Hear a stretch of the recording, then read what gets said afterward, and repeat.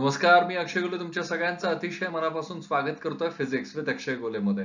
मित्रांनो, आज आपण पाहणार आहोत Y banking of road is required. पण तत्पूर्वी या आधीचे जर आपले व्हिडिओज मिस झाले असतील तर या वरती दिलेल्या आय बटन वरती नक्की क्लिक करा. तुम्ही अजूनही आपलं चॅनल सबस्क्राईब केलेलं नसेल तर ते अवश्य सबस्क्राईब करा आणि हो, बेल आयकॉन वरती हिट करायला विसरू नका. चला तर मग पाहूयात why banking of road is required. मित्रांनो, बँकिंग ऑफ रोड पाहण्याच्या आधी थोडंसं सर्क्युलर मोशनचा टॉपिक जो आहे हा रिकॉल करूयात. सर्क्युलर मोशन मध्ये आपण काय पाहिलं होतं? कन्सिडर करा, हा एक ऑब्जेक्ट आहे जो एक सर्क्युलर मोशन परफॉर्म करतोय, म्हणजे सर्कलच्या सर्कम्फरन्स वरून फिरतोय तो. ठीक आहे. सो कन्सिडर करा, ओ जो आहे हा त्याचा सेंटर आहे. सो हा जो पार्टिकल आहे जो सर्क्युलर मोशन परफॉर्म करतोय त्याच्यावरती कोणते कोणते फोर्सेस ऍक्ट होणार? त्याच्यावरती दोन फोर्स ऍक्ट होणार. एक फोर्स ऍक्ट होतोय जो त्याच्या सेंटर कडे ऍक्ट होतोय, that force is called as centripetal force. लक्षात ठेवा, हा सेंट्रीपिटल फोर्स हा अत्यंत आवश्यक आहे कुठल्याही ऑब्जेक्टला सर्क्युलर मोशन परफॉर्म करण्यासाठी. ज्या ठिकाणी सर्क्युलर मोशन परफॉर्म होते त्या ठिकाणी 100% कुठल्या ना कुठल्या फॉर्म मध्ये हा सेंट्रीपिटल फोर्स ऍक्ट होत राहतो. फॉर एक्झाम्पल, जेव्हा कुठलाही प्लॅनेट हा स्टारच्या अराउंड फिरतो त्यावेळेस त्या प्लॅनेटवरती ऍक्ट होणारा ग्रॅव्हिटेशनल फोर्स हा सेंट्रीपिटल फोर्स आहे. ठीक आहे.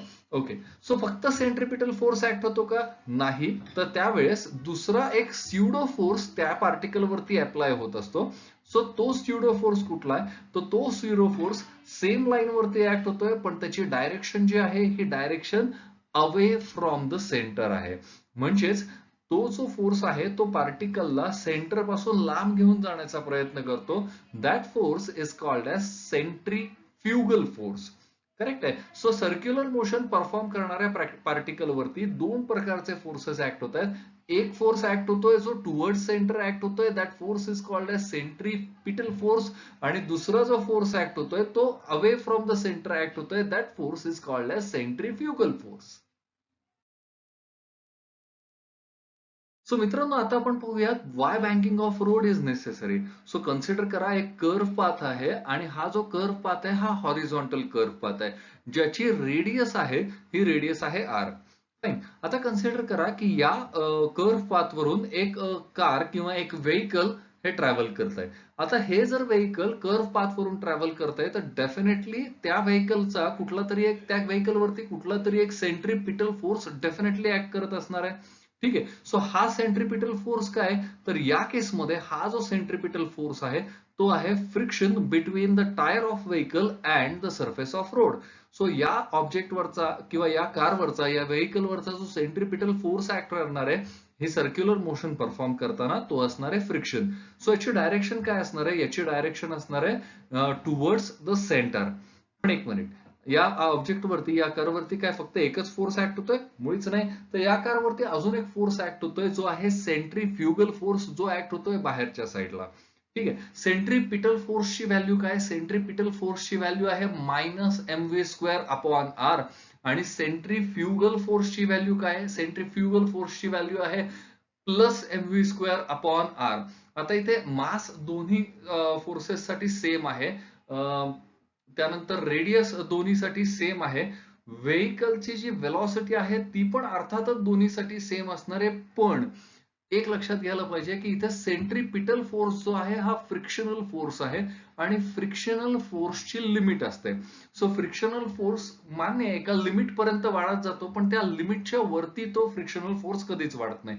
सो आपल्याला वेलॉसिटी जी आहे कारची ती काहीतरी मर्यादित वेलॉसिटी ठेवावी लागेल, कारण त्या लिमिटच्या वरती जर व्हेकलची वेलॉसिटी दिली तर त्याच्यावरती ऍक्ट होणारा सेंट्रीफ्युगल फोर्स हा वाढत जाईल. सेंट्रीपिटल फोर्स एका लिमिटच्या वरती वाढत नाही आणि ती जी गाडी आहे ती रोडच्या बाहेर स्किट होऊन जाईल. सो असं व्हायला नकोय. त्यामुळे वेलॉसिटी किती पाहिजे? मॅक्सिमम वेलॉसिटी त्या कारची त्या रोडवरून ट्रॅव्हल करतानाची किती पाहिजे ते पाहूयात आता. सो मित्रांनो, जेव्हा एखादे व्हेकल हा कर्व रोड वरून ट्रॅव्हल करत असतो त्यावेळेस त्याच्यावरती ऍक्ट होणारा सेंट्रीपिटल फोर्स काय ते आता आपण पाहिलं. तो सेंट्रीपिटल फोर्स असणार आहे फ्रिक्शनल फोर्स.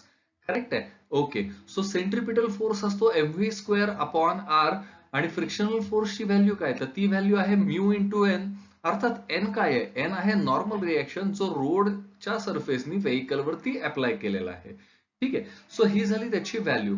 म्हणजेच आपल्याला असं लिहिता येईल का, की नॉर्मल फोर्स जो असतो हा सरफेसवरती एखादा ऑब्जेक्ट असेल तर त्याच्यावरती वरच्या डायरेक्शन मध्ये नॉर्मल फोर्स लागतो आणि ग्रॅव्हिटेशनल फोर्स जो आहे हा त्याच्या एक्झॅक्टली अपोजिट असतो. So N is equal to M G, म्हणजे आपल्याला असं लिहिता येईल का, की M V square upon R is equal to mu into M G.